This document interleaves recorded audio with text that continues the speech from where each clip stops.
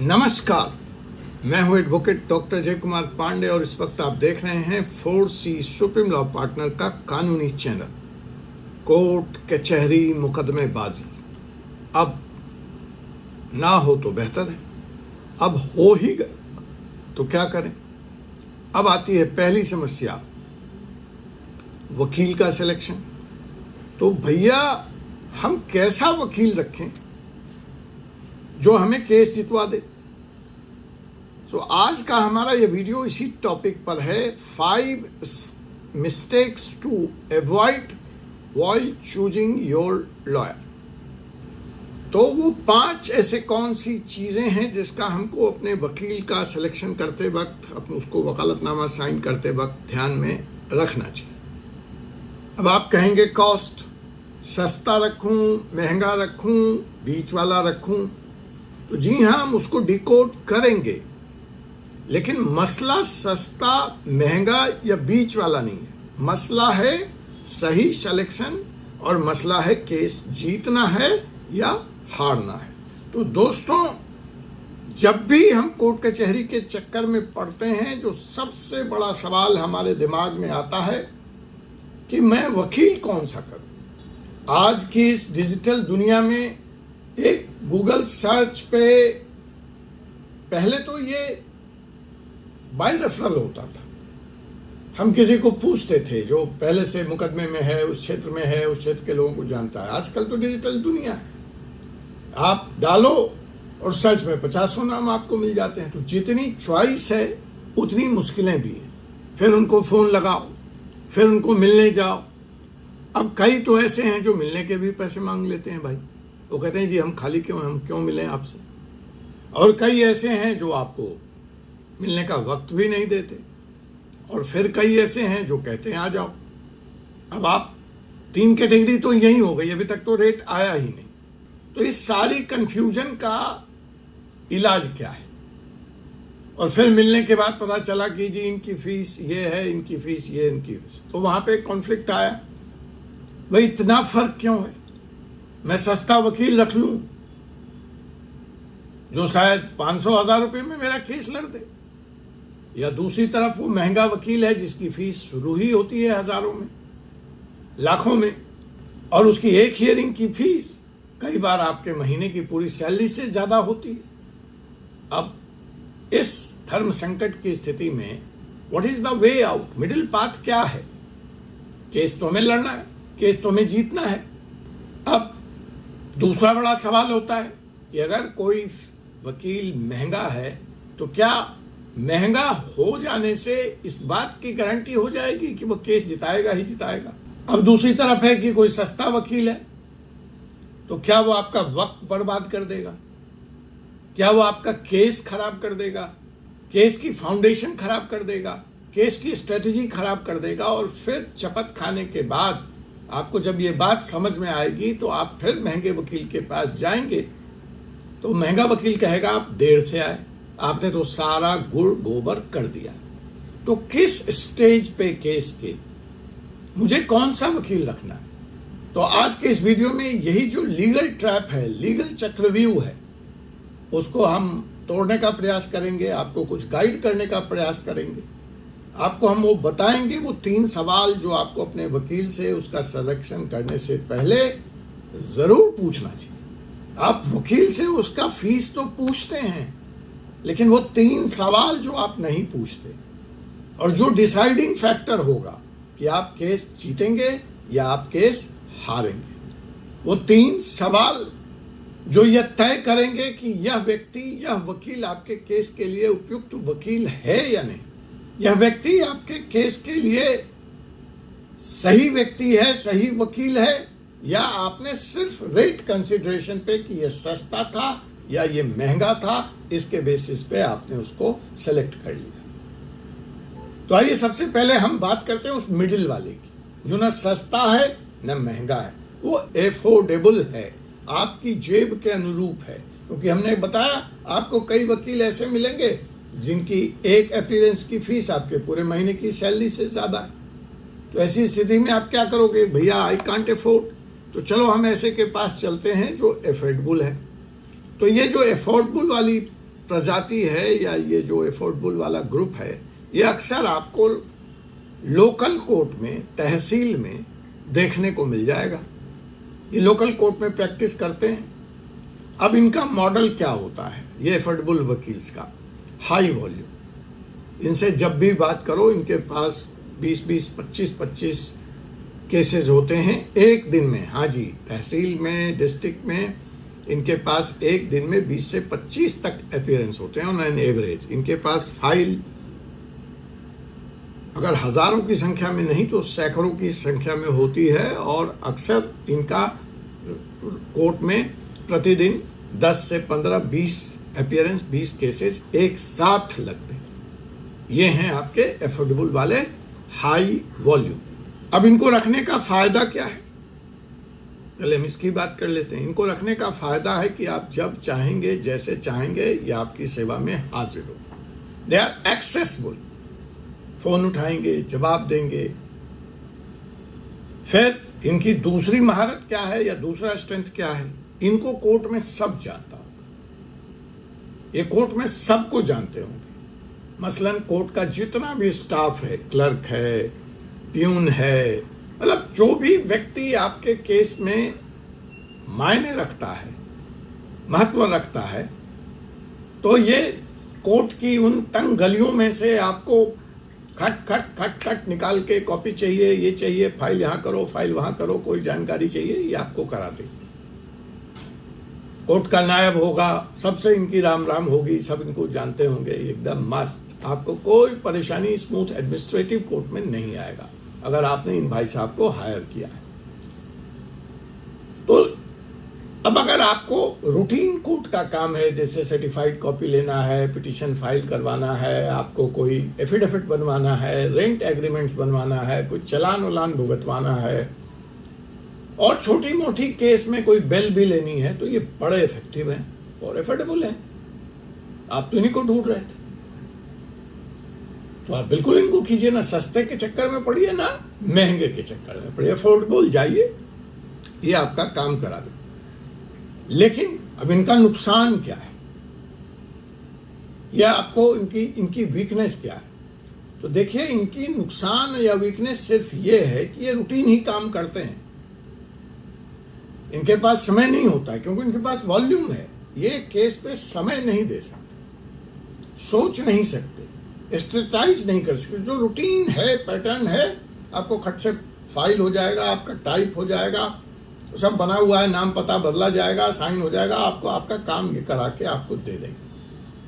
अब ये तो आपको तय करना है कि आपका केस रूटीन है, कॉम्प्लेक्स है, रूटीन से अलग है, कुछ स्पेशल अटेंशन डिजर्व करता है। अगर इस कैटेगरी में आपका केस फॉल करता है, तो ये भाई साहब आपको, ये वकील साहब आपको नहीं जमेंगे, क्योंकि इनके पास अपनी कोई रिसर्च टीम नहीं होती। इनके पास, मैंने जैसा पहले कहा, एक दिन में 20 से 25 केस लगे होते हैं, तो टीम तो होती ही नहीं, और स्वयं इतने बिजी हैं कि आपके लिए रिसर्च नहीं कर पाएंगे।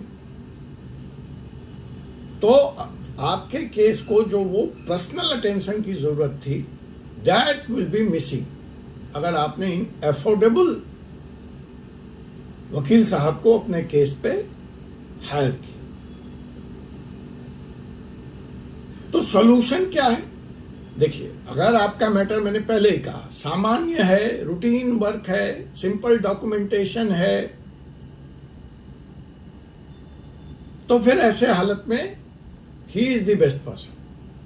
फिर ऐसे हालत में अगर आप किसी महंगे वकील के पास जाते हैं, मान लीजिए, आप जान लीजिए, अगर ऐसी हालत में आप महंगे वकील के पास जाते हैं, तो ये पैसे की आउटराइट बर्बादी है। So it's for you to decide कि आपका मैटर किस लेवल का है और वो किस लेवल का अटेंशन ढूंढ रहा है। ये ठीक उस डॉक्टर वाली स्थिति की बात है कि आपको सिंपल रूटीन खांसी, बुखार, जुकाम है, तो आप रूटीन डॉक्टर के पास जाते हैं, और अगर आपको जरा भी शक है तो आप सुपर स्पेशलिस्ट के पास जाते हैं। देखिए, है भले वही रेंट एग्रीमेंट, लेकिन एक रेंट एग्रीमेंट में आपकी प्रॉपर्टी 10 करोड़ की एट स्टेक पे, आप 10 करोड़ की अपनी प्रॉपर्टी किसी को किराए पे दे रहे हैं, तो कॉल इज योर्स कि उस रेंट एग्रीमेंट को, वो है रूटीन डॉक्यूमेंट, पर चूंकि रिस्क बढ़ा है तो क्या आप रेंट एग्रीमेंट को वेट कराना ज़रूरी है, उसमें किसी महंगे वकील की सलाह ज़रूरी है, ये आपको तय करना है। मैं अब वीडियो लंबा हो जाएगा, तो मैंने बड़े सारे ऐसे केसेस देखे हैं जहाँ पे लोग सस्ते के चक्कर में या सिर्फ प्रॉपर्टी डीलर से एग्रीमेंट कराकर अपनी बड़ी बड़ी प्रॉपर्टी को मुसीबत में डाल चुके हैं। अब आता है महंगे वकील का वकील इकोसिस्टम। सस्ता का मैंने आपको बता दिया था, एफोर्डेबल बता दिया। अब आता है तीसरी कैटेगरी जो बड़ी रेयर कैटेगरी है, और महंगा वकील। अब जो महंगा वकील है, क्यों महंगा है? तो देखिए, ये कोर्ट में तारीख लेने नहीं जाता। यह जो बिरादरी है, यह जो वकील है, उससे अगर आप बात कीजिएगा तो कहेगा मैं कोर्ट में तारीख लेने नहीं जाता हूं, मैं तारीख भुगतने नहीं जाता हूं। तो ये तो आपको तय करना है ना कि आपको तारीख भुगतवाना है या आपको जस्टिस चाहिए, आपको रिटर्न चाहिए। तो यह जो महंगा वकील है, सबसे पहले तो ये कोर्ट में तारीख लेने नहीं जाता, ये डेट पे डेट लेने नहीं जाता, ये डिमोलिश करने जाता है, ये आपका केस बिल्ड करने जाता है, ये इस इंटेंशन से केस लड़ता है। इसके लिए केस एक केस नहीं, एक प्रोजेक्ट होता है जिसमें वो छोटी से छोटी चीजें, बारीक से बारीक चीजों को इतने केयर के साथ बुनता है, रखता है, गढ़ता है जैसे एक नवजात शिशु। इसके लिए उसका केस फाइल एक नवजात शिशु है, जिसको जितने देखभाल, प्रोटेक्शन की जरूरत है, उसको करके, सजा करके, प्रोटेक्ट करके, उसको बेस्ट फॉर्म में वो जज साहब के सामने रखता है। यहां पे फिर आ जाता है लीगल स्ट्रैटेजी की बात, जो मैं अक्सर कहता हूं, केस की जीत या हार सिर्फ कानून से, सिर्फ बेयर एक्ट से तय नहीं होगी। आप स्ट्रैटेजी क्या लगा रहे, ये बड़ी महत्वपूर्ण है। लोगों को मैंने करोड़ों करोड़ों की संपत्ति का मुकदमा 30 या 35 साल इस सस्ते के चक्कर में लड़ते देखा। कब्र में पांव लटके हुए, महंगा वकील की फीस गले नहीं उतरती, और प्रॉपर्टी 10 करोड़, 12 करोड़, 8 करोड़ की हाथ से निकली जा रही। क्या करेंगे आप? चंद दिन के आप मेहमान हैं, पिकनिक मोड में कोर्ट में जाते हैं, डेट लेने जाते हैं, और वैसी तरह का वकील है। 3 या 4 डेट के बाद अपोजिट काउंसिल कहता है कि इसमें फलना तो नेसेसरी पार्टी है ही नहीं, तो अभी पार्टी ऐड हो रहा है। तो ये है स्ट्रेटेजी। शायद यहाँ पे आपने सही स्ट्रेटेजी का इस्तेमाल करके सही जगह ठोका होता, तो चौथे डेट पे आप निर्णय लेके कोर्ट से वापस आ रहे होते, अपने उस 12 करोड़ की प्रॉपर्टी का कब्जा कर रहे होते, अपने लाइफ टाइम में आप उसको एंजॉय कर रहे होते। उम्र हो गई 70 साल, 75 साल, और अभी आप डेट लेके आ रहे। तो खैर, that is your outlook for you to decide. तो ये जो महंगा वकील है, यह कानून के उन लूप होल्स को, उन छिद्रों को ढूंढकर सामने लाता है जो शायद मैग्नीफाइंग ग्लास से भी न दिखे। और ये काम, ये आधारशिला, ये फाउंडेशन केस की शायद एक जूनियर लॉयर न रख पाए, वो इसको मिस कर जाता है। फिर इसके साथ और क्या आता है? प्लस इस महंगे के साथ इसके साथ आता है टीम फैक्टर।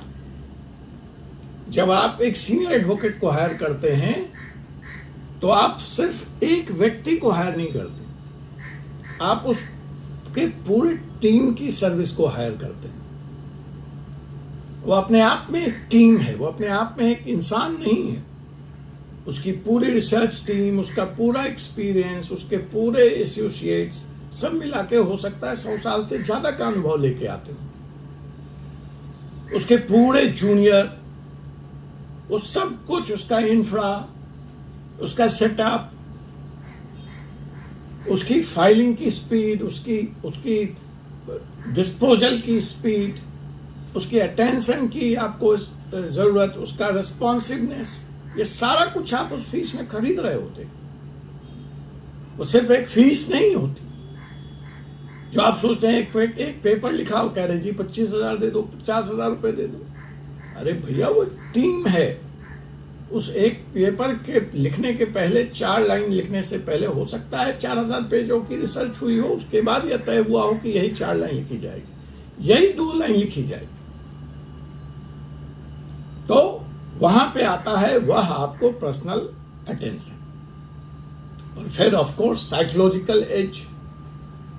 कोर्ट में जब वह खड़ा होता है तो उसकी अपनी एक स्टैंडिंग होती है, उसकी बात ध्यान से सुनी जाती है। अक्सर इसमें मुझे राम जेठमलानी साहब का किस्सा याद आ जाता है। जब उनका फीस कोई आदमी जाता था और अफोर्ड नहीं कर पाता था तो वो उसको पूछते थे कि ठीक है आप मुझे कितना दे देंगे। वो कहते सर आपकी फीस तो 1 करोड़ है, मेरी औकात तो 25 लाख। वह ठीक है आप 25 लाख का चेक छोड़ जाइए, मैं आपका केस नहीं लड़ूंगा, लेकिन मैं आपके खिलाफ भी नहीं। आपने मुझे एक तरह से बाउंड कर लिया, तो इस देश का बेस्ट वकील आपके खिलाफ नहीं खड़ा होगा, इसकी कीमत है 25 लाख। यह साइकोलॉजिकल एज, यह मानसिक शांति। अगर आप एंजॉय करना चाहते हैं, मुझे ब्लॉक करना चाहते हैं, तो मुझे अपीयरेंस की तो 1 करोड़ लगेगी, वो डिस्काउंट नहीं दे देते। जो फीस उन्होंने कोट कर दिया वो कोट कर दिया।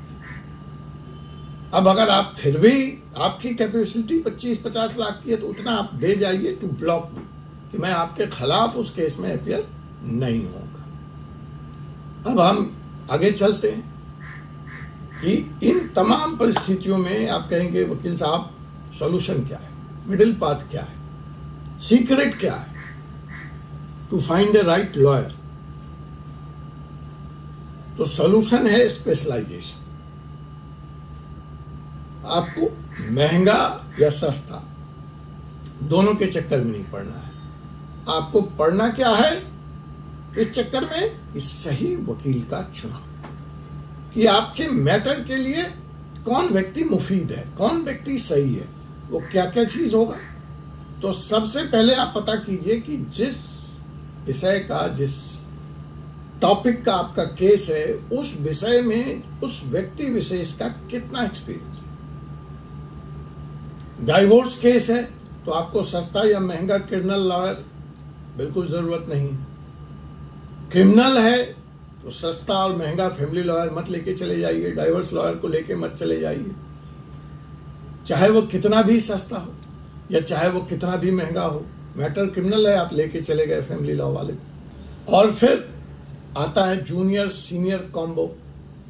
आप ये भी तो कर सकते हैं, अगर आपका फीस आपको अलाउ नहीं कर रहा है तो एक सीक्रेट आपको बता दे रहा। सीक्रेट ये है, स्ट्रैटेजी का पैसा दे दीजिए, ड्राफ्टिंग का पैसा दे दीजिए, स्ट्रैटेजी बनवा लीजिए, ड्राफ्टिंग बनवा लीजिए, उनसे रिक्वेस्ट कर लीजिए कि सर आप मॉनिटर भी कर देना, और नॉन इफेक्टिव डेट पे जूनियर से आप अपना काम करा लीजिए, सस्ते वाले से काम करा लीजिए, मिड लेवल वाले वकील से काम करा लीजिए, और जिस दिन क्रिटिकल हियरिंग हो उस दिन उनको ले जाइए।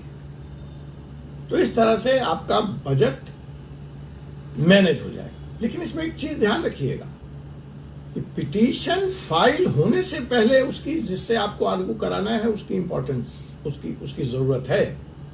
क्योंकि अगर पिटीशन किसी ने गलत तरीके का कमजोर पिटीशन फाइल कर दिया है तो वो उस दिन मेन आर्गूमेंट के दिन आकर के उसमें कोई 4 चांद लगा देंगे, इसकी संभावना कम है।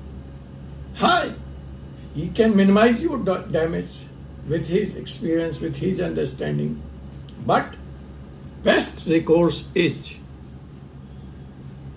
कि अगर एक वकील जिसको आप समझते हैं कि वो आपके केस के लिए मुफीद है और आप उसकी फीस अफोर्ड नहीं कर पा रहे, तो involve him right from beginning and take his service in a limited way and pay him limited, that's it. Keep main argument day, main crucial things for him, and this way you can manage your burden. तो इस तरह से आपका budget भी control में रहता है और आपका केस भी स्ट्रॉन्ग बना रह सकता है।